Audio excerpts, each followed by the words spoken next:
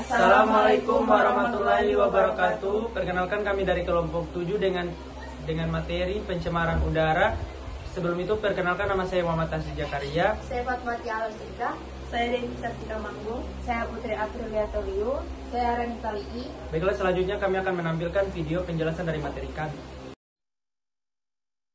Jadi, definisi pencemaran udara. Pencemaran udara adalah kehadiran satu atau lebih substansi fisik, kimia, atau biologi di atmosfer dalam jumlah yang dapat membahayakan kesehatan manusia, hewan, dan tumbuhan, mengganggu estetika dan kenyamanan, atau merusak properti. Pencemaran udara dapat ditimbulkan oleh sumber-sumber alami maupun kegiatan manusia. Udara adalah salah satu elemen yang sangat penting sebagai penunjang semua makhluk. Bisa kalian bayangkan bagaimana jika di dunia ini tidak ada sedikit saja, maka semua akan mati karena tidak bisa bernafas. Selanjutnya yaitu penyebab dan dampak pencemaran udara. Manusia menjadi penyebab utama dan terbesar terjadinya pencemaran udara. Juga manusia pula yang merasakan dampak terburuk dari terjadinya pencemaran udara. Pencemaran udara merupakan salah satu kerusakan lingkungan, berupa penurunan kualitas udara karena masuknya unsur-unsur berbahaya ke dalam udara atau atmosfer bumi. Masuknya polutan ke dalam atmosfer yang menjadikan terjadinya pencemaran udara bisa disebabkan oleh dua faktor, yaitu faktor alam dan faktor manusia. Penyebab pencemaran udara dari faktor adalah alam, contohnya aktivitas gunung berapi yang mengeluarkan abu dan gas vulkanik, kebakaran hutan, dan kegiatan mikroorganisme. Polutan yang dihasilkan biasanya berupa asap, debu, dan gas. Manusia penyebab utama pencemaran udara. Bahwa manusia menjadi penyebab utama dan terbesar terjadinya pencemaran udara. Belum lagi jika kebakaran hutan sebagai salah satu penyebab polusi udara terbesar dimasukkan sebagai pencemaran udara yang disebabkan oleh manusia. Karena tidak dapat dipungkiri bahwa sebagian besar kebakaran hutan dan lahan sengaja dilakukan oleh manusia. Faktor alami penyebab pencemaran udara terbesar lainnya adalah meletusnya gunung berapi. Letusan gunung berapi sangat luar biasa. Kendaraan bermotor saja menyumbangkan emisi karbon hingga 2 miliar per tahunnya. Pada tahun 2010 saja, berbagai aktivitas manusia telah menambahkan sedikitnya 35 miliar ton emisi karbon dioksida ke atmosfer.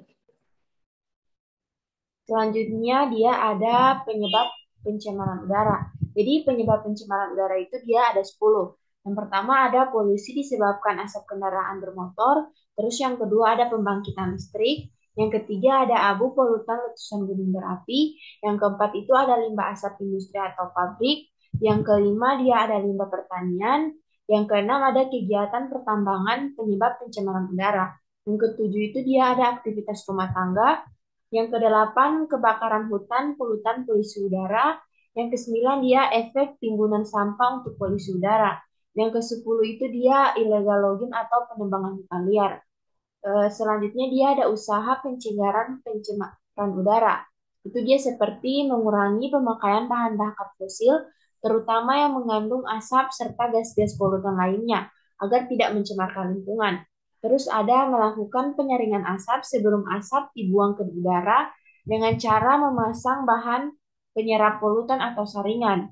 Terus ada mengalirkan gas buangan ke dalam air atau ke dalam larutan pengikat sebelum dibebaskan ke air, atau dengan cara penurunan suhu sebelum gas buangan ke udara. Terus ada membangun cerobong asap yang cukup tinggi sehingga asap dapat menembus lapisan inversi termal agar tidak menambah polutan yang tertangkap di atas suatu pemukiman. Terus ada mengurangi sistem transportasi yang efisien dengan menghemat bahan bakar dan mengurangi angkutan pribadi. Terus yang terakhir dia ada memperbanyak tanaman hijau di daerah polusi udara tinggi, karena salah satu kegunaan tumbuhan adalah sebagai indikator pencemaran dini, selain sebagai penahan debu dan bahan partikel lain. Baik, selanjutnya dengan menggunakan BBM berkualitas, udara Gorontalo semakin bersih. Jadi, Kepala Dinas Lingkungan Hidup dan Kehutanan Provinsi Gorontalo, yaitu Bapak Faizal Lamakaraka, menyampaikan bahwa polusi udara yang disebabkan oleh kendaraan bermotor akan mempengaruhi kualitas udara di suatu wilayah. Kemudian kualitas udara di Provinsi Gorontalo sampai saat ini masih sangat baik. Hal ini ditunjukkan dari nilai indeks kualitas udara pada tahun 2020, berada pada nilai 98,68. Namun demikian, kondisi kualitas udara di Provinsi Gorontalo pada beberapa titik pantau sudah mulai mengalami penurunan kualitas, tetapi masih berada di bawah baku mutu yang dipersyaratkan.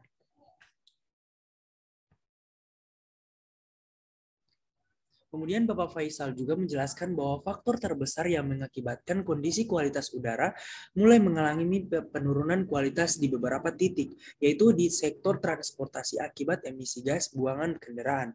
Kemudian masyarakat masih belum banyak memahami tentang dampak negatif terhadap lingkungan dan kesehatan akibat penggunaan BBM jenis premium.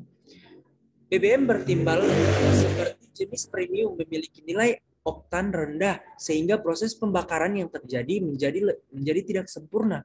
Hal ini akan mengakibatkan pencemaran lingkungan berupa penurunan kualitas udara yang akan berdampak lanjut terhadap gangguan kesehatan masyarakat dan bahkan akan memicu timbulnya penyakit mematikan seperti penyakit kanker paru-paru, penyakit paru-paru dan gangguan pada saluran pernapasan serta asma.